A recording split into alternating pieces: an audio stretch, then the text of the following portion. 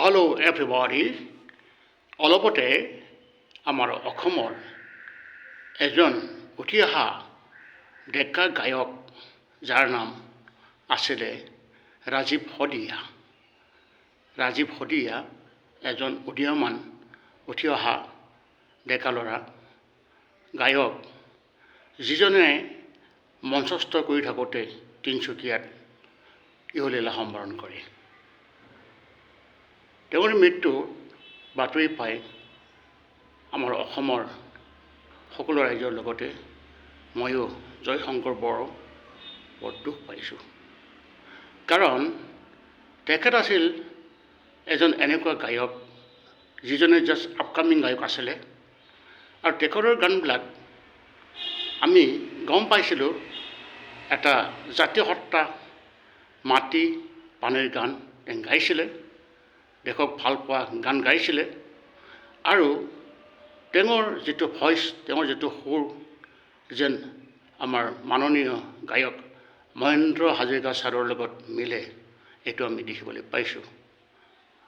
তেখেতৰ যিটো মৃত্যু, ঠিক আমাৰ মনত পৰে যেনেকৈ বলিউডৰ গায়ক কে কলকাতাত যেতিয়া গীত পৰিৱেশন কৰি আছিলে, তেতিয়া তেখেতে মৃত্যুক আকোৱালি লৈছিলে।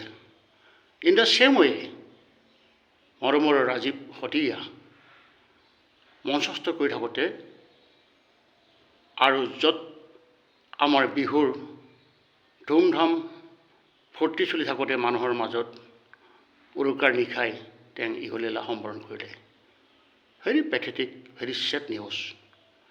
তেখেতে মই যিটো গম পাইছোঁ, ফুল কোমলীয়া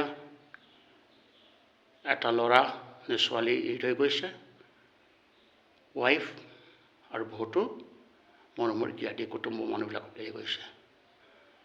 মই যিটো ছ'চিয়েল মিডিয়াত গম পাইছোঁ, হি ৱাজ ভেৰি জেণ্টেল আৰু বৰ দুখীয়া গায়ক আছিলে। আমি গম পাইছোঁ যে তেখেতে গাড়ী ভাড়া কৰি বিভিন্ন মঞ্চত গান গাই ফুৰিছিলে। মই যদিও ল'ৰা চামৰ, কিন্তু মই মেক্সিমাম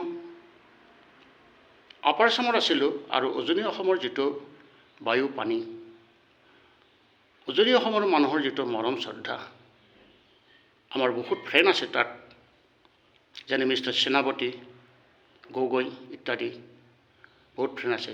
তেওঁলোকৰ যিটো ভদ্ৰতা, যিটো মানৱীয়তা, যিটো নেকি ইমান মৰম কৰা যিটো গুণ, তো ৰাজীৱ শদিয়া সেই তিনিচুকীয়া জন্ম পাইছিলে আৰু উঠি অহা গায়ক আছিলে।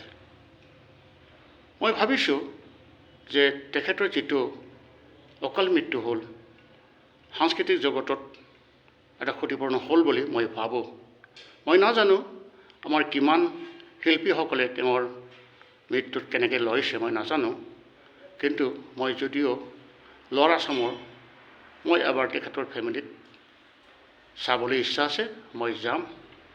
গতিকে তেখেতৰ মৃত্যুত অন্যান্য অসমবাসীৰ লগতে মোকো বহুত ব্যথিত কৰিছে। আই এম ভেৰি মাছ ছেডেন। ভগৱানক প্ৰাৰ্থনা কৰিছোঁ যাতে তেওঁৰ বিদেশী আত্মাই, যাতে স্বৰ্গগত আত্মাই চিৰশান্তি লাভ কৰে। ওম শান্তি, ওম শান্তি।